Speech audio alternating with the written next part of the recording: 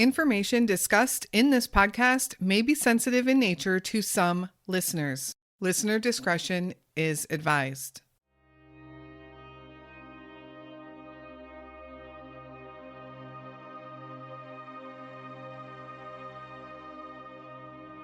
Detectives in Sac City, Iowa believed David Schultz would be found after the snow melted and spring arrived. David, a truck driver hauling a trailer full of live pigs, vanished in the middle of the night, leaving his truck and his trailer sitting abandoned in an intersection crossroads. It was November 21st, 2023, and searches of this part of rural Iowa turned up few clues. David's money was found in the truck and his jacket in a nearby ditch, but no signs of David, no signs of a struggle, no note, no clues as to where David had gone or even why he had abandoned his truck. This was one of Iowa's most baffling cases. On April 24th, 2024, a farmer called authorities out to his farm in Sac City.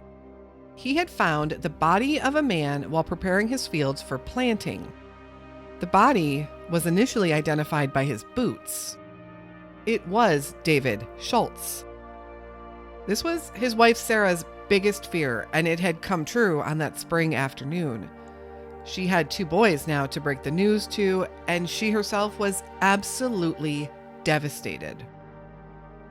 But this didn't make any sense. David was found just about 1.5 miles from his truck. Had he been there the whole time? Searchers had canvassed miles and miles, acres and acres around that area, and found no signs of David. They also flew drones. How was he missed? A forensic exam and autopsy have only left more questions than answers, and the family is working hard to learn the truth. What happened to David Schultz?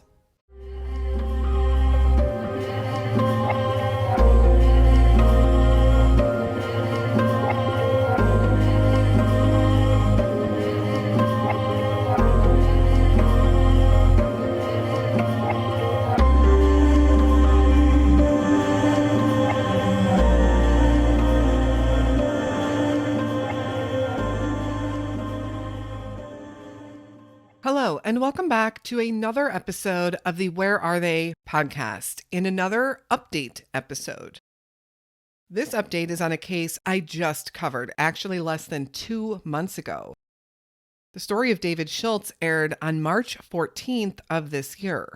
The family needs the help of the public to continue to push for and hopefully receive answers. By sharing David's story, by donating to the GoFundMe, or just showing your support to the family through comments and through social media, we can help Sarah and her family get some answers. Thank you for listening to David's story and showing your support for his family. If you do have any questions, feedback, or even case suggestions, please send them over to me on the socials or send me an email. All of those links can be found in the show notes. Let's get into David's story.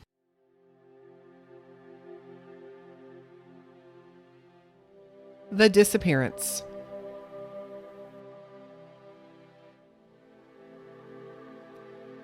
On November 20th, David ran into his house that evening around 7:00 p.m., changed clothes, and told his family that he'd be back. He had one more run to do that night. David had to deliver a trailer of pigs to a farm in nearby Sac City, Iowa. This was an ordinary occurrence in the Schultz home.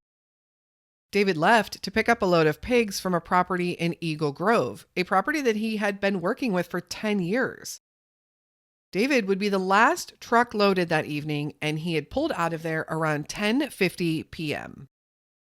The load was to be delivered to Sac City, Iowa, about an hour-and-a-half drive from Eagle Grove.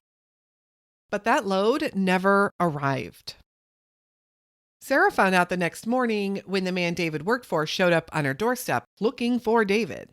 A little while later, authorities from Sac City called Sarah because they had found David's truck, a trailer full of pigs and all, in the middle of an intersection, turned off and abandoned. There were no signs of David anywhere. Authorities immediately began searching the area for David. His truck was found at the intersection of 190th Street and Union Street. This is a 2-lane highway, and David's truck was found facing north when it should have been heading south. If the truck continued on Union Street, the road would turn into a dirt road.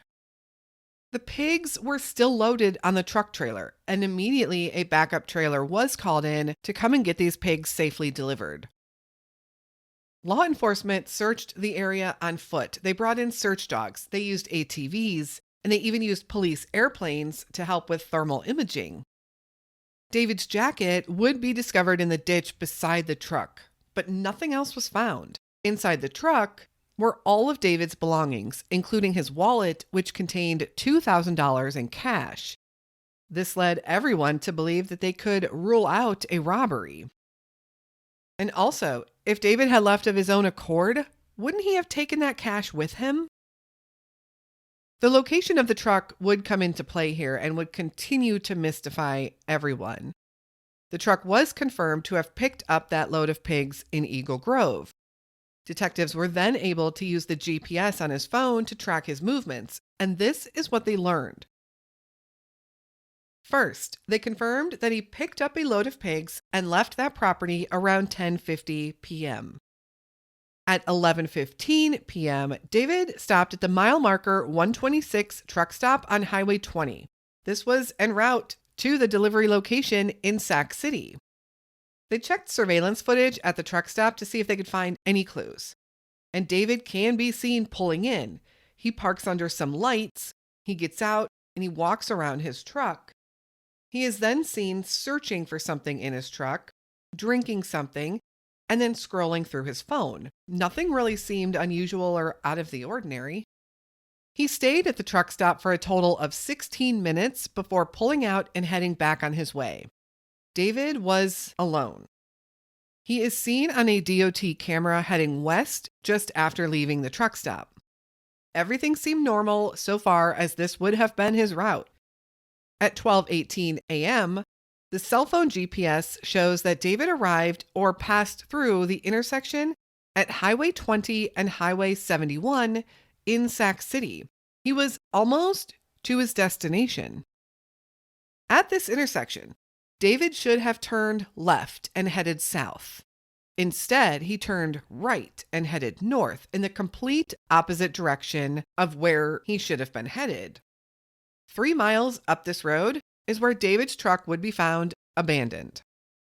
Police estimate the truck arrived at this spot around 12:40 a.m., leaving many to wonder, why did it take the truck 22 minutes to travel just 3 miles? Both Sarah, David's wife, and authorities continued search efforts in the weeks and the months to come.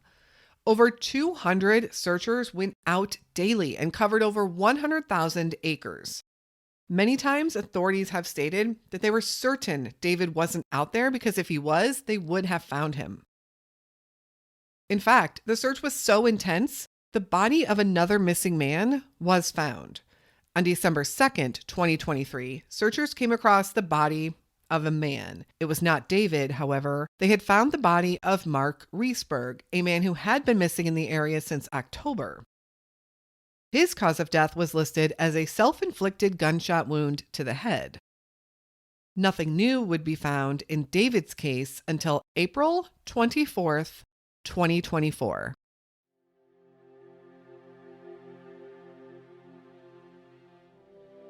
Finding David.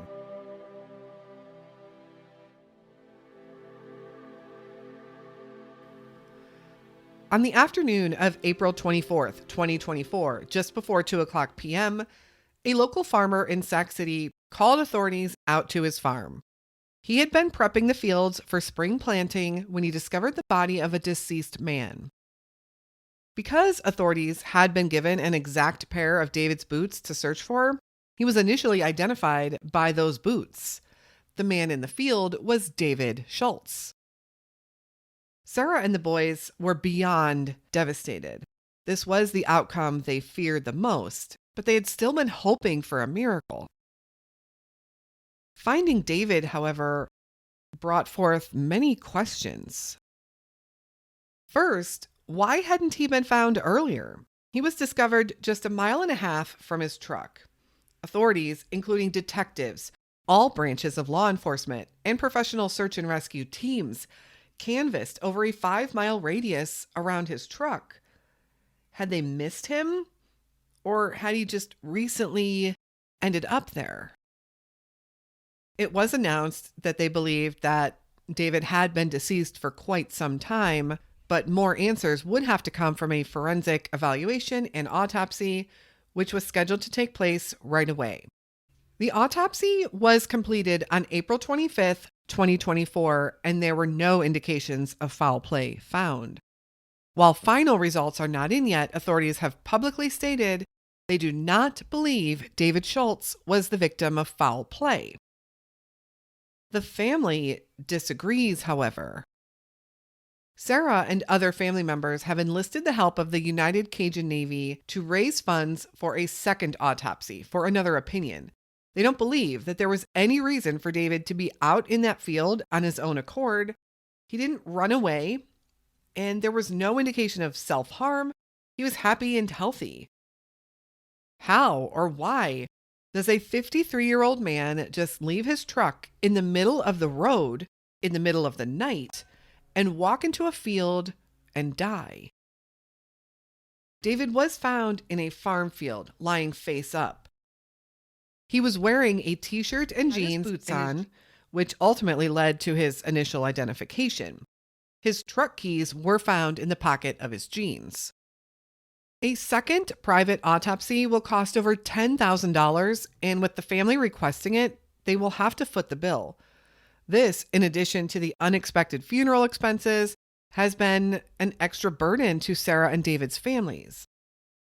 Sarah has been grateful for the overwhelming community support, but her struggle is far from over. This is still a pretty new development, so of course we'll be watching for additional updates and news. The mystery of where David is has been solved, but why he was found deceased in a farm field and what exactly happened to him remains to be learned. I will share the link to the GoFundMe in the show notes and over on our socials. Please help out if you can. Another way you can help is just by sharing the GoFundMe and sharing David's story. A terrible, sad, and tragic update, and our hearts go out to the Schultz family. David left behind a big family, lots of friends, a loving wife, and 2 twin young sons. Something happened out there in Sac City, Iowa that night. Hopefully one day we will know what.